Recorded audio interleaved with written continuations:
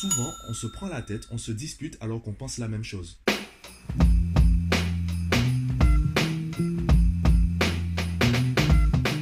Yo, aujourd'hui on continue sur le thème de la communication et je voudrais discuter avec toi de cette question. Qui doit faire l'effort de communication? Est-ce à celui qui écoute de faire l'effort de comprendre celui qui parle ou au contraire, est-ce à celui qui parle de faire l'effort de bien choisir ses mots, de bien formuler son idée pour être compris par celui qui écoute? En fait, c'est une question qui est assez complexe. La première raison, c'est que il est très difficile à l'instant T de trouver le bon mot pour exprimer notre pensée ou notre émotion. Déjà, c'est une question de vocabulaire. Et en plus, on n'a pas tous la même sensibilité aux mots. Je reprends cet exemple. On savait tous ce qu'était un chien avant de savoir lire. Cela veut dire que tu pouvais déterminer si c'était un chien ou un chat ou un canard ou autre avant même de savoir lire le dictionnaire. Là encore, c'est un exemple assez bateau, assez basique. On peut quand même l'étendre à un vocabulaire beaucoup plus élargi avec des notions qui sont pas si faciles que cela à maîtriser. L'exemple que j'aime bien prendre avec mes élèves, c'est le mot intérêt. En fonction du domaine, en fonction du groupe dans lequel on est, le mot intérêt aura une définition différente. Lorsqu'on parle d'intérêt dans la vie courante, ce n'a pas la même définition que lorsqu'on parle d'intérêt d'un point de vue bancaire ou d'un point de vue économique. En fonction du contexte, en fonction de la personne avec qui tu communiques, les mots que tu vas employer auront une certaine variation dans la définition. Donc là, on a tendance à penser que c'est à celui qui parle qui doit faire l'effort. Il doit ajuster sa communication par rapport au contexte, par rapport à la personne en face, par rapport au sujet. En même temps, celui qui écoute, il doit veiller à ce que le filtre qu'il a au niveau de ses oreilles corresponde bien au sujet, au contexte et à la personne qui essaye de communiquer avec lui. Et on a du coup tendance à penser que c'est à chacun de faire des efforts. Et même là, encore une fois, on n'a toujours pas répondu à la question. On ne sait pas vraiment qui doit faire l'effort par rapport aux autres. Parfois, on a beau faire l'effort de bien choisir nos mots, de bien expliquer notre pensée. On a l'impression que la personne en face refuse de comprendre. On a l'impression que la personne en face est vraiment entêtée. Et parfois, on a beau essayer d'écouter, on a beau essayer de comprendre l'idée de l'autre, on est bloqué puisque ça ressemble vraiment à du non-sens. Et lorsqu'on essaye de le partager, évidemment, on se heurte à un mur, puisque la personne en face, elle est persuadée de savoir s'exprimer. Eh bien, la première solution, c'est déjà de surveiller avec qui on discute, qui sont les personnes qui font partie de notre entourage, qui sont les personnes avec qui on va traiter de tel ou tel sujet. Est-ce que tu vas parler, par exemple, des taux d'intérêt des prêts bancaires avec ton mécanicien? Surtout si il n'est pas du tout branché économie. Pour lui, tous les banquiers sont des voleurs. Est-ce que c'est avec lui que tu vas entamer ce genre de discussion? Et parallèlement, est-ce que tu vas discuter mécanique avec ton banquier qui n'a peut-être même pas le permis, qui refuse d'utiliser la voiture car il y a un souci écologique? En gros, il s'y connaît pas du tout en mécanique et il veut rien savoir à ce niveau-là. Est-ce que c'est avec lui que tu vas entamer ce genre de discussion? Déjà, tu comprends bien que la communication, il faut déjà avoir un bon contexte. Et dans le contexte, il faut déjà avoir une personne qui est prête à écouter, à faire l'effort d'écouter et aussi à faire l'effort de formuler ses idées de manière cohérente et de manière à ce que tu comprennes ce qu'elle veut dire. Et ce qui complexifie le problème, ce qui rend compliqué notre communication, ce sont les réseaux sociaux où notre expression écrite et notre expression orale deviennent de plus en plus similaires. On ne peut pas écrire comme on parle. Quand on parle, on fait des gestes, on a des micro-expressions faciales, on a une communication non verbale. En fait, les mots représentent 7% de notre communication. L'intonation de notre voix, notre façon de nous déplacer, le mouvement de nos yeux, etc.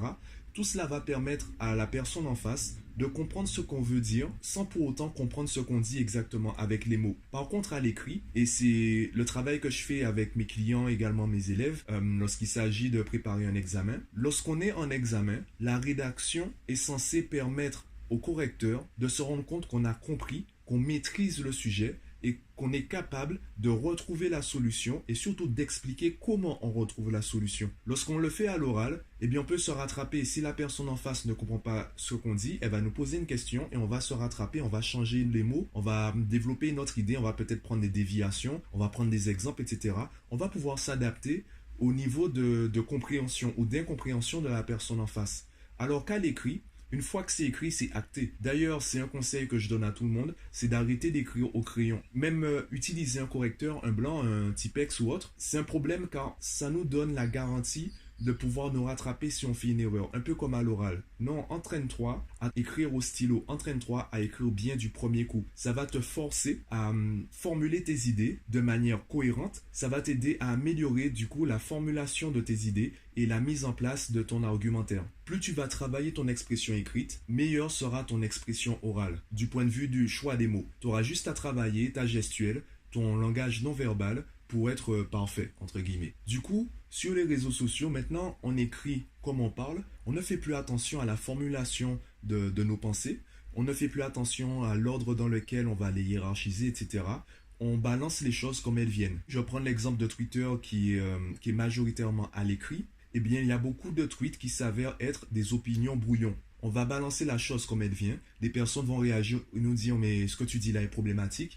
Et là, on va se corriger en se disant mais en fait, c'est pas ça exactement que je voulais dire, c'est toi qui as mal compris, voilà ce que j'ai voulu dire. Mais en même temps, j'ai très peu de caractère, voilà. Alors que si on avait pris du recul en amont, on s'était dit, bon, voilà ce que je veux dire, est-ce que je le dis bien, etc. Si on avait fait ce travail-là, eh bien, on aurait moins de situations problématiques, on rencontrerait moins de problèmes sur les réseaux sociaux. En même temps, les réseaux sociaux se basent sur l'instantané, même avec les messageries instantanées comme WhatsApp, Telegram ou autre, on n'est pas censé réfléchir à tout ce qu'on va dire à chaque fois. On est censé balancer les choses comme on parle. Et on oublie du coup que l'écrit est différent de l'oral. Et c'est ce qui va créer des conflits ou des différences, des troubles dans notre communication. On ne va plus se comprendre parce qu'on a perdu cette habitude de vraiment travailler notre idée, de travailler notre opinion en amont. Souvent, et c'est, je pense, le pire problème en communication, souvent, on se prend la tête, on se dispute alors qu'on pense la même chose. On pense la même chose, on a pratiquement la même opinion, sauf que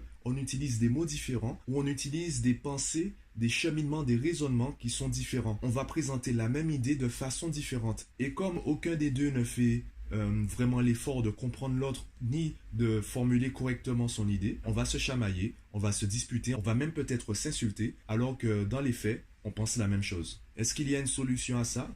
Eh bien, je dirais qu'il faut déjà qu'on travaille notre expression écrite, qu'on réapprenne à formuler nos idées à l'écrit, qu'on refasse un travail d'écriture, et en même temps, à l'oral, eh bien qu'on apprenne à travailler notre gestuelle, qu'on apprenne également, en fait, simplement à prendre conscience des différents niveaux de notre communication, les différents niveaux de notre langage. Tu ne parles pas uniquement avec des mots, tu parles aussi avec tes gestes, avec tes mains, avec ta tête, avec tes yeux, etc. Tu peux le voir également sur ma chaîne, les podcasts et les vidéos sont différents. Il y a quelques subtilités. Il y a des moments de silence qui seront intéressants en vidéo puisque je fais peut-être un mouvement de tête ou je montre que c'est un silence volontaire, alors que sur un podcast, ça ne va pas s'entendre. Il y aura juste un silence. Enfin, ça ne va pas s'entendre.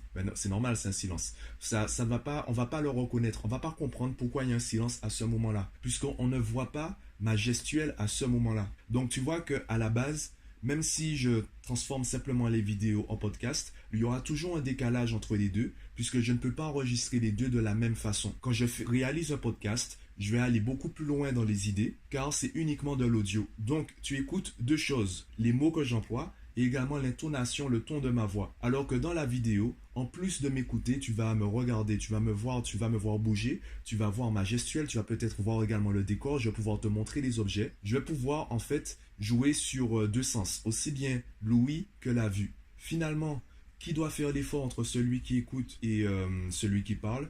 Je pense pas qu'on puisse mettre une réponse de manière définitive. C'est vraiment à chacun de fixer son seuil et son plafond d'effort. C'est à chacun de savoir quelle importance il accorde à la communication et à la personne en face de lui. À mon sens, il faut que chacun travaille sur son expression écrite et son expression orale. On a négligé cet aspect de la communication. On pense tous pouvoir s'exprimer correctement. Le problème, c'est que autour de nous, il y a une phrase qui dit qu'on est la moyenne des 5 personnes qu'on côtoie le plus. Et en même temps, qui se ressemble s'assemble. Et qui s'assemble se ressemble. Les personnes qui se côtoient assez longtemps vont finir par se ressembler à certains niveaux. Elles vont faire l'impasse sur certaines choses. Elles vont commencer également à se comprendre. Elles n'auront plus besoin de faire les mêmes efforts qu'au début pour se comprendre.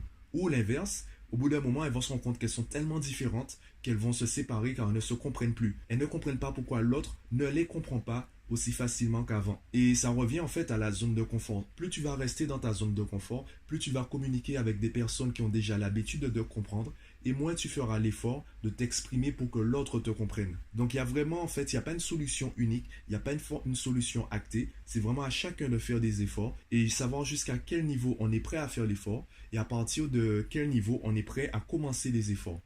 Du coup, pour rester sur le thème de la communication, je suis en train de travailler sur une formation concernant la communication qui sera envoyée par email. Elle va se dérouler sur environ une semaine. Pendant 7 jours, je vais t'envoyer tous les jours en fait un email différent sur une partie de la communication. Et à la fin, je te proposerai, si tu veux aller plus loin, soit une séance de coaching, soit une formation en PDF qui sera beaucoup plus complète et qui entrera davantage dans le détail. Si tu es intéressé, indique-le en commentaire. D'ailleurs, qu'est-ce que tu préférerais? Est-ce que ce serait une séance de coaching ou une formation PDF où je te propose des idées, je te propose des exercices et des méthodes et toi tu testes en autonomie pour savoir comment tu évolues, sachant que tu es toujours libre de me partager tes questions, que ce soit en commentaire des podcasts ou en privé sur Instagram, Facebook, etc. Donc dis-moi qu'est-ce que tu préfères entre la séance de coaching et la formation PDF en commentaire du podcast. Abonne-toi à la chaîne si ce n'est pas encore fait et moi je te dis à bientôt.